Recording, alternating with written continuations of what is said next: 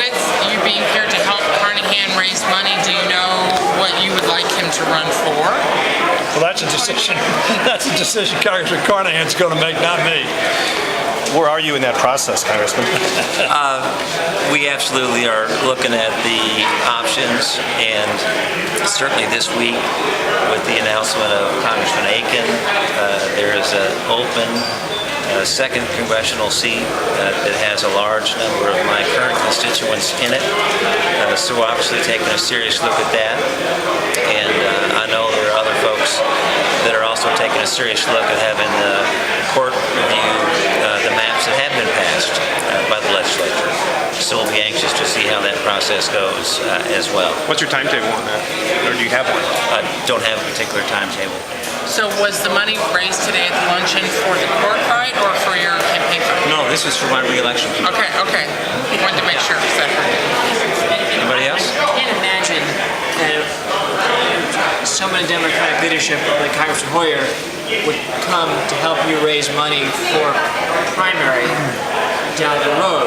So, well, I know Congressman Hoyer said that it's your decision whether to run in the first or second. It seems like all signs are pointing to you running in the second.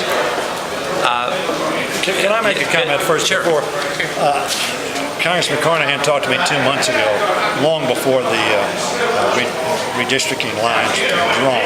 So the reason I'm here is because I think Congressman Carnahan is an outstanding member of the Congress of the United States, and as I said, is somebody who wants to solve problems, which is what the kind of members of Congress we need in America today.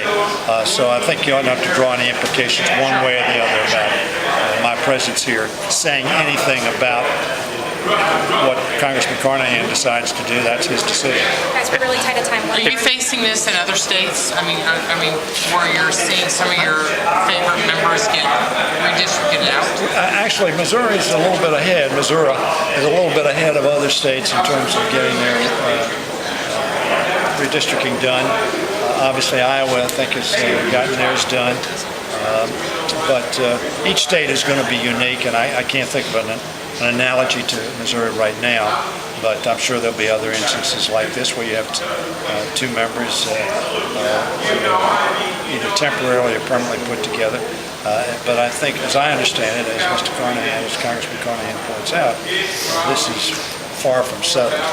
Congressman, if you are reelected and Congressman Clay and Kleber are reelected, are you going to be able to effectively work with them after what they did in the redistricting process? I think I would reiterate what I said when I first announced for Congress down in Tower Grove Park back in 2003. And that is, I'll work with anybody, anywhere, anytime. If it's going to help the people that I represent, and that's always been the way I approach my work in the Congress and representing people here in Missouri.